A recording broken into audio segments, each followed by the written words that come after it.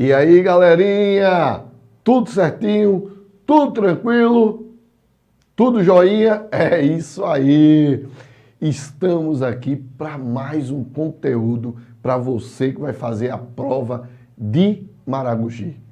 Hoje nós vamos trabalhar o ECA, mais conhecido como Estatuto da Criança e do Adolescente. Emanuel, é difícil estudar o ECA? Emanuel, como é que eu faço para estudar o ECA? Pessoal, preste atenção. O ECA realmente é relativamente grande, tem mais de 200 artigos, não é? Mas nós não vamos tratar de todos os artigos aqui não, tá certo? Apesar do teu edital tá dizendo lá que é o Estatuto da Criança e do Adolescente, entenda, a gente tem que trabalhar o que se refere ao cargo que você vai prestar. Então, por exemplo, você vai prestar o concurso para a guarda municipal, para agente de trânsito. Precisa ver o ECA todo? Não. Mas está lá no edital, Emanuel? Está lá no edital. Mas ele não vai colocar pontos que não se referem à função de vocês. Por exemplo, só para vocês terem ideia, tutela e curatela. Tutela e curatela não interessa para a guarda municipal. O que interessa para a guarda municipal, o que interessa tutela e curatela seria para o defensor público, concurso de defensoria pública, juiz, Ministério Público. Então a gente tem que seguir, entenda, os pontos que mais caem em concurso para os seguintes cargos: Polícia Militar, Guarda, Polícia Civil, Polícia Rodoviária e PF. Então a gente tem que seguir essa linha. Então, geralmente, esses concursos também cai o ECA. E ele vai abordar todo o ECA? Claro que não. Ele vai abordar pontos específicos que têm relação com a função. E é isso que a gente vai fazer. Então a gente fez um geral, não é, de tudo que cai sobre o ECA e a gente vai trabalhar aquilo pontualmente, objetivamente, que pode cair na tua prova, tá certo?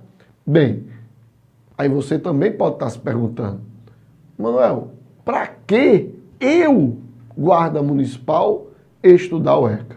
Meu amigo, simples. Porque hoje, não é? Segundo a lei, né, que regulamentou a função da Guarda Civil Municipal, você vai ter contato com crianças, com adolescentes, crianças que sofreram maus tratos pelos pais, não é?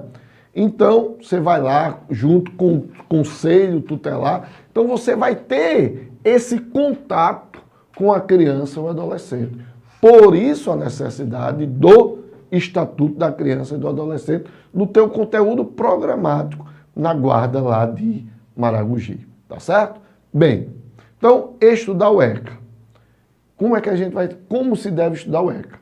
Tem uma parte doutrinária e tem uma parte, infelizmente, que é a maior parte, que é decoreba.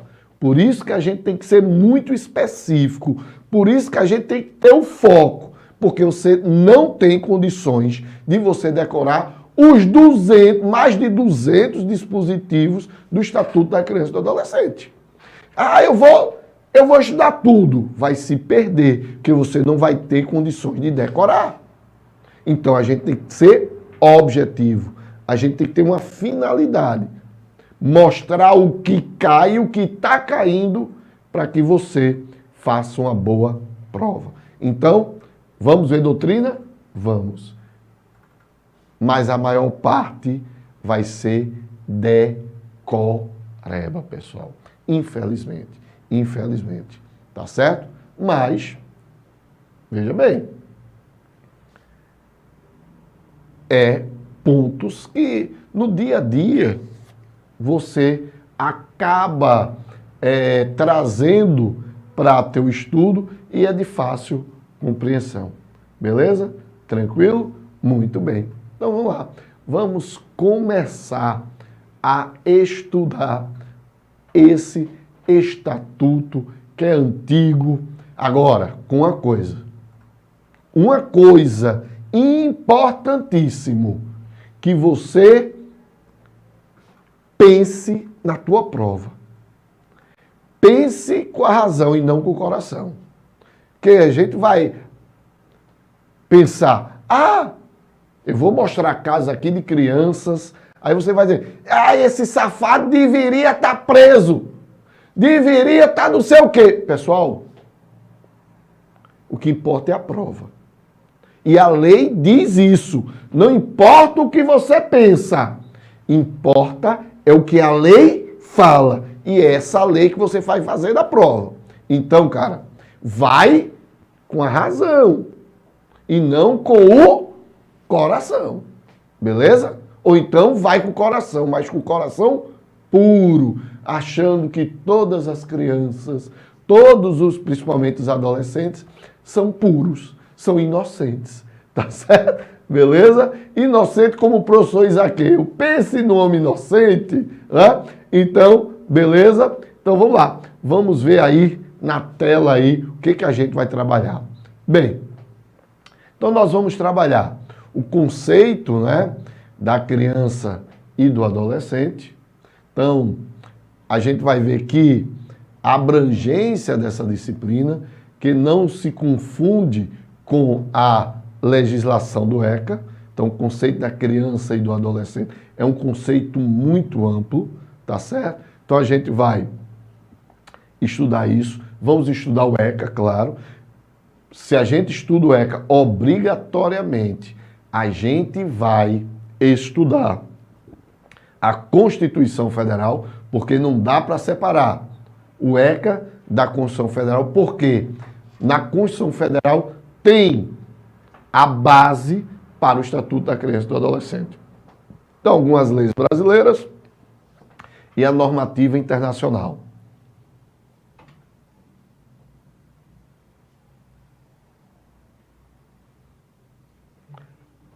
Vamos lá. A normativa internacional. Nós não vamos estudar, apenas para que vocês saibam, não é? Não vamos nos aprofundar. É só para vocês saberem que você tem a normativa internacional, você teve a Declaração dos Direitos da Criança, não é? Isso foi feito em Genebra, em 1924. Temos também a Declaração Universal dos Direitos da Criança, em 1959, e a Convenção Internacional dos Direitos da Criança, em 1989, já depois, né, da Constituição Federal de 1988. Bem, tudo isso, vejam que o Estatuto da Criança, ele se baseia não só na Constituição, mas também em normas internacionais. Bem, a doutrina na Constituição que nós vamos estudar é o artigo 227 da Constituição Federal. É uma nova doutrina, né, superando a doutrina anterior, que tratava a criança como situação irregular, tá? Então, a doutrina anterior tratava a criança como situação irregular. Hoje, a gente vê que a Constituição trouxe a criança e adolescentes, claro, como sujeitos de direitos. Por isso, foi criado o Estatuto da Criança e do Adolescente, baseado no artigo 227 da Constituição, que determinou que crianças e adolescentes são sujeitos de direitos. Então, as doutrinas, não é? As doutrinas referentes ao direito da criança e do adolescente. Quais são? Peraí, deu um probleminha aqui na tela. Calma aí, viu, pessoal?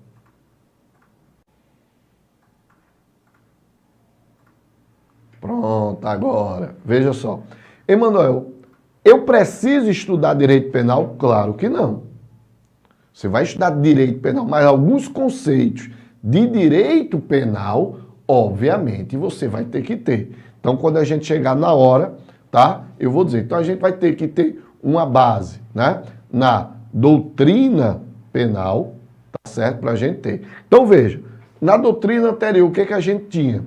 Você tinha a doutrina de situação irregular. Você tinha, obviamente, a doutrina no direito penal do menor. Não é?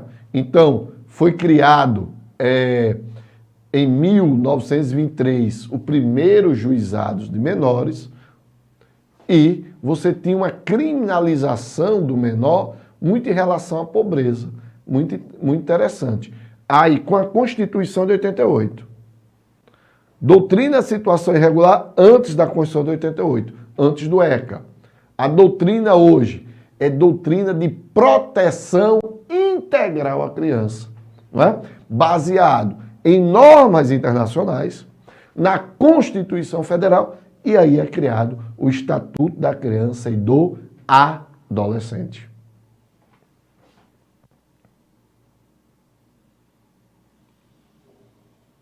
Aí nós temos aqui uma evoluçãozinha histórica.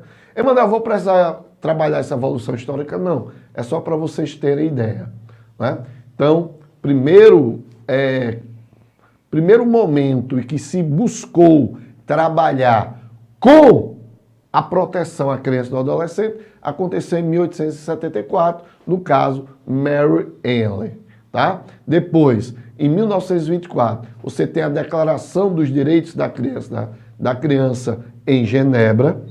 1959, já após a criação da ONU, né? A ONU é criada em 1948, você tem a Declaração Universal dos Direitos da Criança.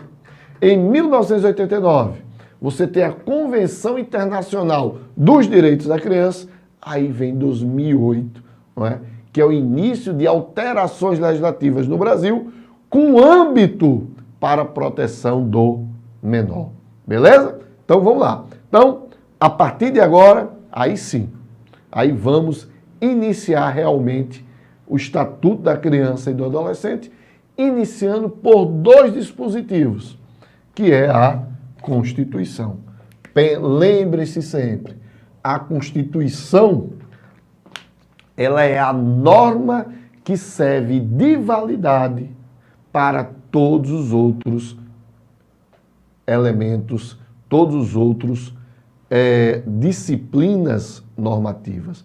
Então, a Constituição é aquela que serve de fundamento de validade para todos os outros regulamentos normativos, como direito penal, processo penal, direito civil, inclusive o Estatuto da Criança. Então, para a gente estudar o Estatuto da Criança, obrigatoriamente são importantes dois dispositivos da Constituição. O artigo 227 e o artigo 228. Tá certo? Artigo 227, artigo 228.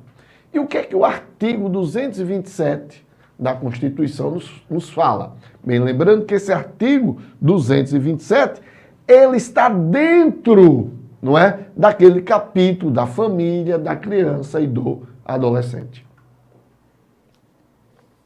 É dever da família, da sociedade e do Estado. Vejam que você tem três pilares aí. Você tem três pilares.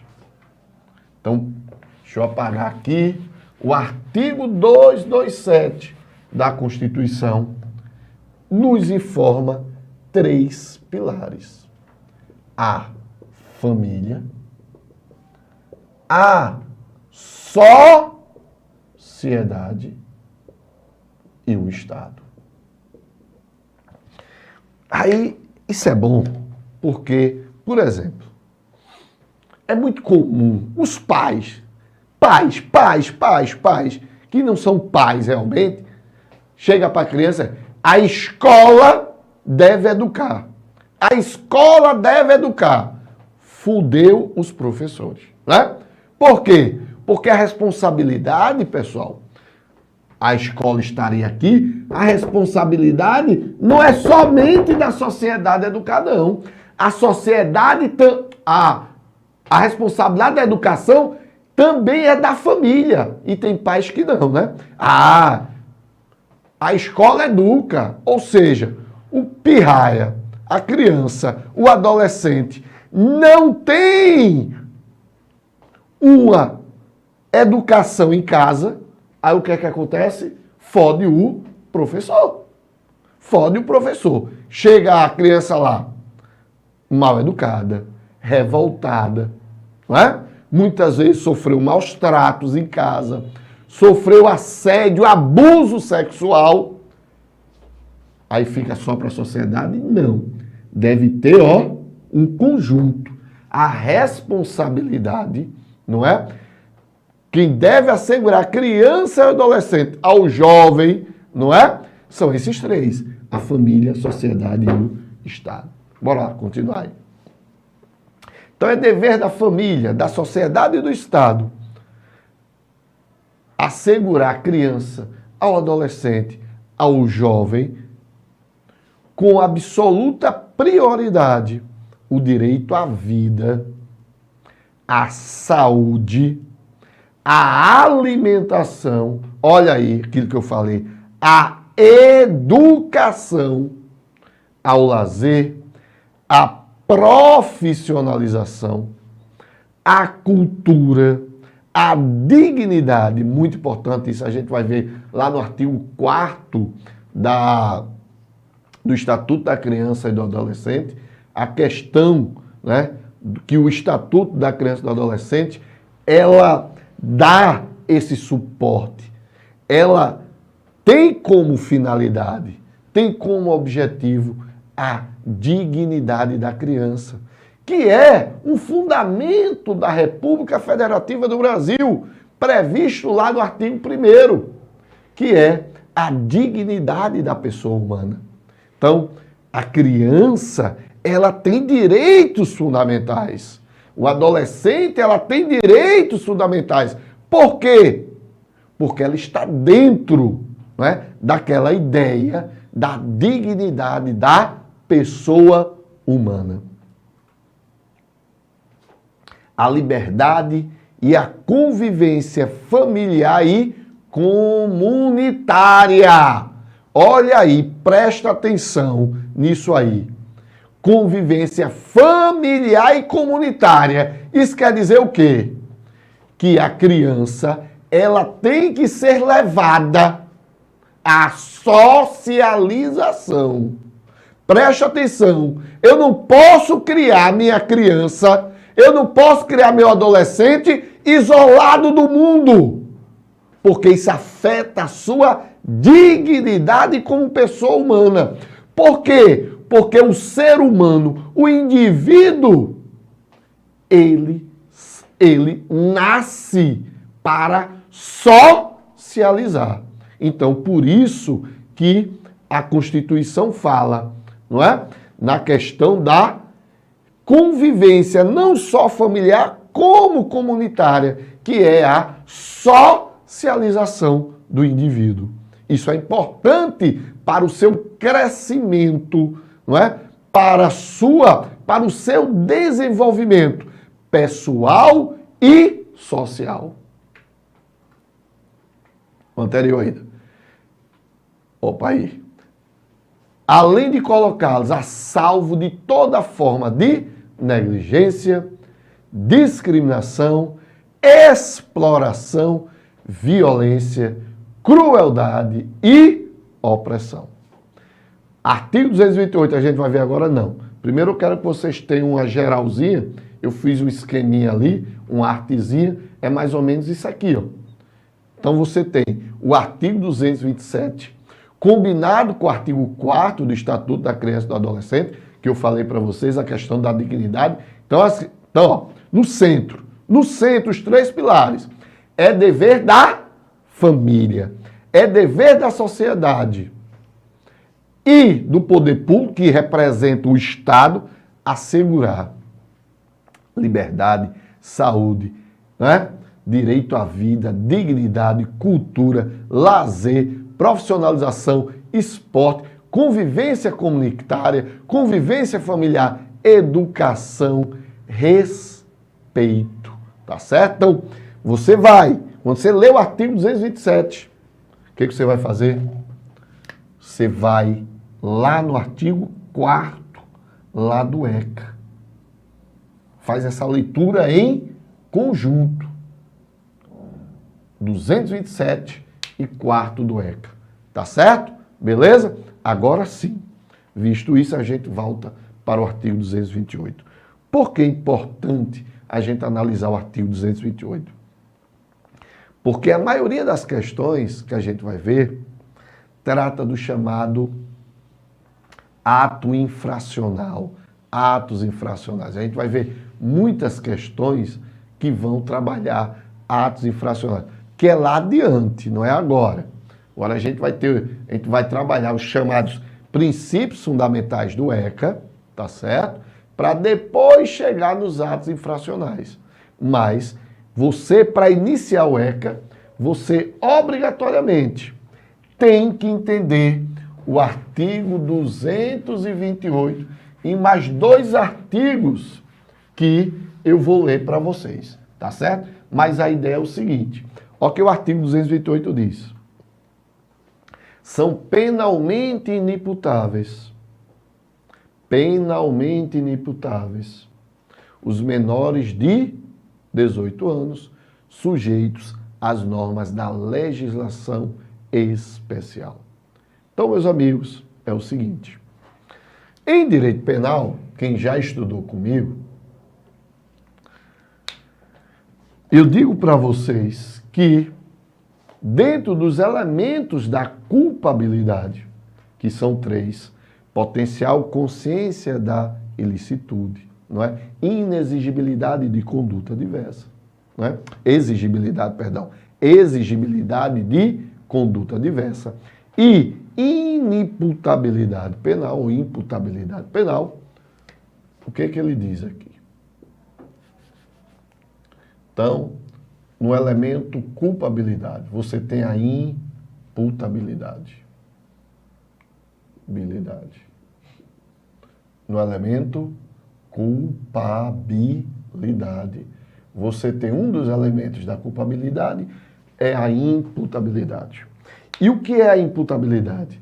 É quando o Estado pode imputar ao indivíduo um determinado crime. Então, quando o Estado pode imputar ao indivíduo um determinado crime, nós chamamos eles de imputável.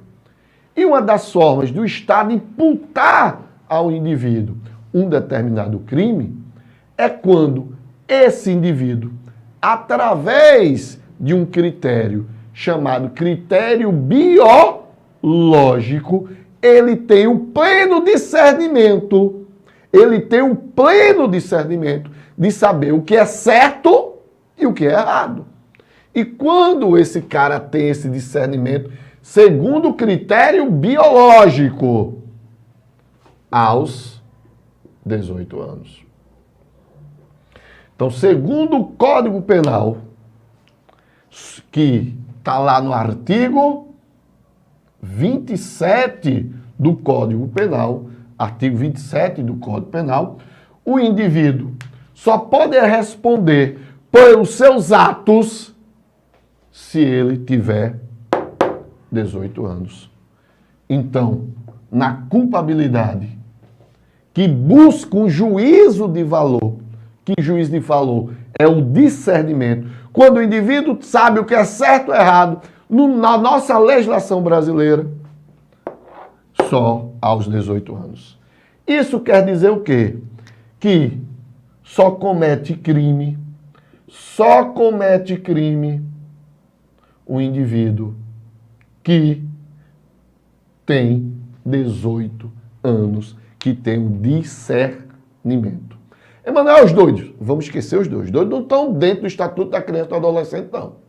Porque os doidos também não têm discernimento, seriam inimputáveis. Mas esqueçam, a gente vai trabalhar o que está dentro ou não do Estatuto da Criança e do Adolescente. Então, para o Código Penal, artigo 27, é aos 18 anos que o cara tem esse discernimento. Utilizou-se critério biológico. Então, quem tem menos de 18 anos não comete crime. Ele passa da imputabilidade, passa a ser inimputável. Emanuel, se ele é inimputável, se o indivíduo ele é inimputável, ele não comete crime. E ele comete o quê? Então ele comete ato infracional. Ele comete ato infracional. Ora, isso quer dizer o seguinte: se um jovem de 17 anos atirar em alguém, matar alguém, ele não cometeu crime. Ele cometeu ato infracional. Ele cometeu ato infracional. Entenderam aí, pessoal? Então, muito cuidado em relação... Mas eu acho isso absurdo. Foi o que eu disse a vocês? A razão é essa aqui, ó. A razão é essa. Depois que você passar na prova, aí você pode extravasar, dizer que é errado, dizer que é isso, que é um bando de marginalzinho. Depois de passar na prova. Agora não. Agora é isso que eu estou dizendo. Então vai com o coração puro. Vai com o coração puro. Com o coração inocente. Que senão tu vai dançar. Tá certo? Beleza? Então, meus amigos. Cara, aos 17 anos, matou alguém. Ele não comete crime. Porque ele é inimputável. Então, na inimputabilidade, exclui o elemento culpabilidade. Se exclui o elemento culpabilidade, exclui o crime. Então, ele comete apenas, não é? Ato infracional. Ele comete ato infracional. Tranquilo aí? Então, vamos fazer o seguinte agora. Vamos para o próximo bloco, que no próximo bloco a gente vai saber a questão da idade, e eu vou trazer uma problemática na questão da idade para vocês. Tá certo? Tranquilo aí? Então, vamos lá. Já eu volto.